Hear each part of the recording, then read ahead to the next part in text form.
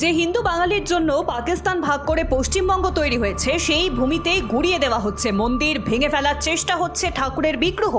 শিবমূর্তি ভাঙতে গিয়ে ধরা পড়লেন এক মুসলিম মহিলা। বারুইপুরে এক মুসলিম মহিলা চটি পরে পাথর নিয়ে শিব মন্দিরে প্রবেশ করলেন। প্রার্থনা করার ভান করে তিনি ভগবান শিবের মূর্তির উপর হামলা চালান এবং মূর্তি ভাঙার চেষ্টাও করেন। পাশে থাকা এক স্থানীয় হিন্দু মহিলা তাকে দেখে চিৎকার করেন। স্থানীয় হিন্দুরা জড়ো হয়ে তাকে ধরে ফেলে। অন্যদিকে 170 বছরের পুরনো টেরাকোটার শিব মন্দির সম্প্রতি পশ্চিমবঙ্গের হরিরামপুর পঞ্চায়েত সমিতি ধ্বংস করেছে।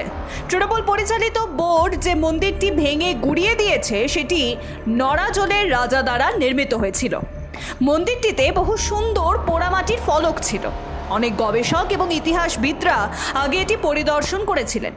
এখন যা অবশিষ্ট আছে তা শুধুই ধ্বংসস্তূপ।